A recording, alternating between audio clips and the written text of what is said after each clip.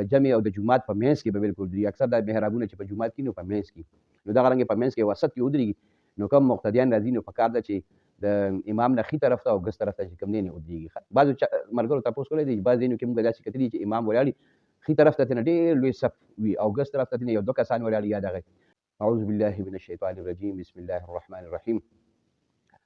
بعضې ملګرو مسلې تپوس کړی دی، یو سړی جومات ته داخل شو، مسجد ته داخل شو، نو په مسجد کې خلک دي، څوک لمونځ کوي څوک ناست دي، نو آیا سلام اچول پکار دي که نه دي اچول پکار؟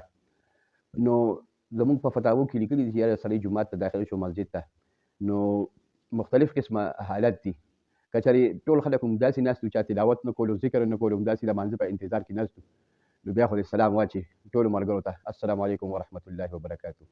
نو په دې کې څه بدیت نشته، بلکې پکار هم ده چې مجلس ته سړی داخل شي سلام وکړي.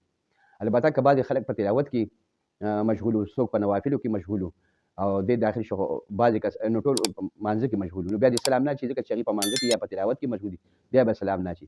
که څه کسان په مانځه کې مشغول وو، په تلاوت کې مشغول وو، او څوک داسې ناست وو او دې کسانو ته په سلام اچولو سره هغه خلکو ته څه تکلیف یا د هغوی په مانځه کې یا په تلاوت کې یا په ذکر کې څه خلل نه واقع، نو په دې خلکو باندې سلام واچي او سلام دې بیا داسې وواچي دا کسان یې ووایي یعنې السلام علیکم ورحمت الله وبرکاتو شي، د هغوی په توجه یا په مانځه کې یا په ذکر یا تلاوت کې څه فرق را نه شي.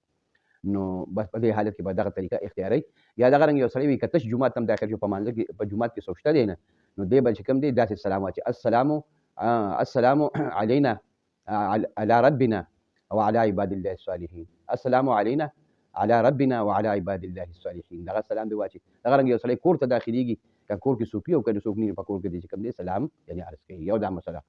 دویمه دا مسله چې اکثر جوماتونو کې تاسو ګورئ جمع ولاړې، نو چې جمع ولاړې نو اول امام ته پکار دي چې د جمع او د جومات په منځ کې به بالکل درېږي. اکثر دا محرابونه چې په جومات کې نو په منځ کې، نو دغه رنګې په منځ کې وسط کې ودرېږي. نو کوم مقتدیان راځي نو پکار ده چې د امام نه ښي طرف ته او ګس طرف ته چې کوم دی ودرېږي. بعضو ملګرو تپوس کړی دی، بعض ځایونو کې موږ داسې کتلي چې امام ولاړ وي، ښي طرف ته ترنه ډېر لوی صف وي او ګس طرف ته ترنه یو دوه کسان ولاړ یا دغه. نو دغه وجې نه دا لمونځ د سنت چې کوم دی خلاف دی، داسې جمع او مکروه دی. مقتدیانو ته چې کوم دی دا پکار دی چې جمع توازن دا برقرار وساتي. څومره کسان چې ښي طرف ته ولاړ دي، دومره کسان ګس طرف ته هم پکار دي. نو د دې خیال ساتل پکار دي. داسې نه چې یو طرف ته خو ښي طرف ته تر ډېر ځای پورې یا ګس طرف ته تر ډېر ځای پورې صف جوړ کړی دی او ښي طرف ته یا ګس طرف ته کسان چې کوم دی پاتې دي. نو د صفونو او د امام نه دواړو طرف ته د جمع چې کوم دی هغه توازن دا برقرار ساتل پکار دي. او که داسې چې یو طرف ته ترنه صف ډېر جوړ شي او بل طرف نه کم وي، نو دا چې کوم دی داسې جمع بیا مکروهه ده او د مقتدیانو په حق کې چې کوم دی دا د سنت نه چې کوم دی خلاف ده. بله مسله دا ده چې که امام سره یو سړی چې کوم دی شامل دی په مانځه کې، او اخیري قاعده ده یا اوله قاعده ده، او مقتدي چې کوم دی التحیات لا پوره نه ده ویلې، په دې منځ کې د ده نه امام پورته شو. لکه اوله قاعده ده التحیات لا مقتدي نه ده پوره کړې چې امام ترې نه پورته شو، یعنې درېیم رکعت ته، نو آیا دی به څه کوي؟ دی به د امام اتباع کوي، امام پسې به اوچتېږي، یا دی به د تحیات او عبده ورسوله پوره کوي؟ نو دی به چې کوم دی دا عبده ورسوله پورې چې کوم دی دا پوره کوي، هغې پس به د امام اتباع وکړي، ځکه چې دغه دی پورې دا ویله یعنې مطلب دا دی واجب دی. او که اخري قاعده وه، اخري قاعده کې که مقتدي چې کوم دی امام چې کوم دی سلام وګرځولو، که امام سلام وګرځولو دغه مسله ده. که د عبده ورسوله پورې مونځ ویلي وي، نو بیا به د امام چې کوم دی اتباع وکړي، امام سره به چې کوم دی سلام یعنې وګرځوي.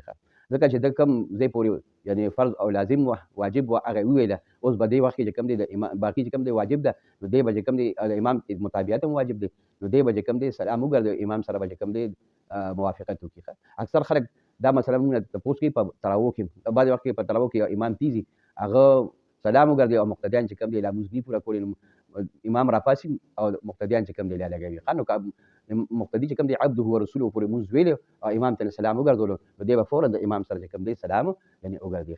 البته د په دغه کې چې کوم دی په یو سړی امام پسې چې کوم دی یعنې ولاړ دی په رمضان المبارک کې او امام پسې د وتر لمونځ کوي، نو که امام امام ته مطلب دی رکوع له لاړو او مقتدي لا دغه نه ده پوره کړې، اللهم ان پوره نه ده ویلې، دوی قنوت پوره نه دی ویلي، نو دی به چې کوم دی فورا د امام مطابقت وکړي. څومره چې ویلې دی بس هغه دپاره کافي د امام سره به رکوع ته راشي. که تاسو ووایئ چې یاره قاعده کې التحیات دا به پوره وي او دلته چې کوم دی اللهم ان به پوره نه وي، دا ولې؟ نو د دې فرق صرف دا دی. علما لیکي، فقها کرام لیکي چې دلته فرق دا دی چې امام پسې قاعده ویل چې کوم دی عبد ورسول پورې دغه ځای پورې چې کوم دی واجب ده او په قانون چې څومره دو ویل د په حق د مجتهد په حق به دومره واجب ده نو دی به کوم دی د امام مطابقت هم واجب دی چې څومره دو ویل به د لپاره کافي ده دینه بعد به کوم دی د امام مطابقت کو امام سره به یعنی رکوع لاړ شي نو دا یو څو ضروري مسلې وي چې تاسو کړو تاسو مخکې مارسي الله دې په عمل کولو توفیق راکړي